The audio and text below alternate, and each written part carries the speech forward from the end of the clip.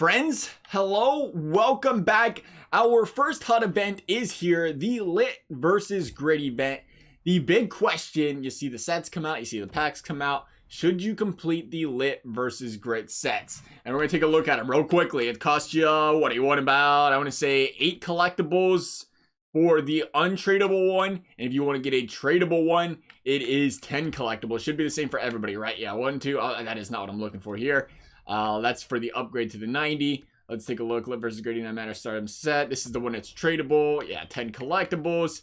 And then the other one should then be 8 collectibles, if I'm not mistaken. Yeah, proper answer there. And collectibles are currently going for a grand total of, I want to say about 40k. Let's see, 40 there. These are really, holy, there's 250 of them up. Now keep this in mind. They're cheaper now because everybody has 1,400 points to spend.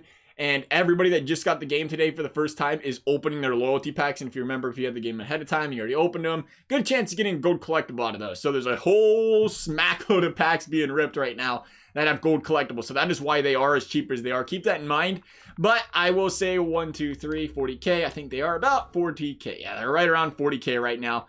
Might be a little bit cheaper than 40k. Yeah, right around 40k. I ain't seen any 41, 40, and yeah, about 41k, 40k. So essentially 4 times 8, 320k.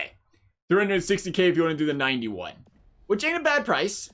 Ain't a bad price, but here's the thing. Always keep in mind they are 89s, and keep this in mind when you do the 8 collectible one. It'd be 10 collectibles, be 400k for the or for the tradable one. Keep in mind though, the 8 collectible one, 330. You can get them a little bit cheaper on the auction house right now. We will bring them up real quickly here. They are 89 overalls, and we will say 89 and a big old bang. Easy answer here, 375, 340, 33, whatever that is. That is not 340. That'd be a 4. 4 there, 5 there, 4 there, 5 there, 5 there, 5 there, 365. I think I seen a 331 earlier. There's a 331. Point being, you can get these bad boys pretty cheap right now. 330, 350. Why spend 320k, 330k on an untradeable one when you can get the tradable one? Now this is, I will bring this up, full disclaimer, it's a little different the way they did it this year. Will these master items be tradable and upgradable in years previous? These bad boys here, you could take them, throw them in a set later in the year, a couple collectibles, upgrade the 89, say an 89 Panair into a 95. Will they do that with these? Or do you have to get the 90 overall because it's, again, something they did a little different here? That we don't know.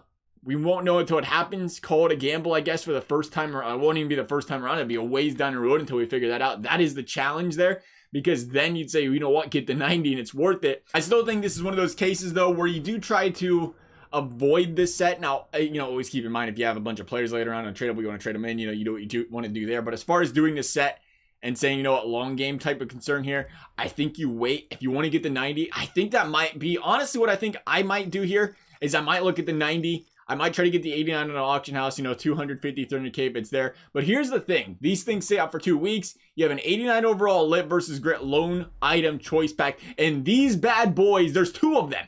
You get 2 of them and you get them for 14 days, the whole duration of the event. In other words, there is no incentive to buy these. I shouldn't say none. But if you can pick 2 of them right now and use them, you don't really have the incentive to take your, if I took my 2 favorite ones right now, I have no reason to buy my 2 favorite ones right now. Which means there's going to be a lot of supply on the market and the demand's going to be very, very, that was a very weird up and down. Just going to throw it out there, but the demand's going to be low. And because of that, they're going to keep dropping the prices more and more and more. And personally, what I'm looking to do here, I'm going to wait till the 2nd week. So maybe not this week, maybe not next week, but the week after that, wait till the Tuesday, Wednesday. Or even, depending how low they get next week, the Tuesday, Wednesday, when they release the squad battle rewards, when they release the rivals rewards, I'll look at the marketplace then, try to pick them up cheap, throw on a 40k collectible, get the 90 overall. If I can get that, 250, 300k, I think it's a pretty friendly area there for an 89. For a 90, I should say, that's going to be on your team for a pretty decent amount of time, even though it is later in the year now, being October instead of September typically. But I'm expecting EA to say, hey, guess what? You can take that 90, you can upgrade it to the 94, 95. And for that, for that reason right there, I don't think it's too bad of an idea there.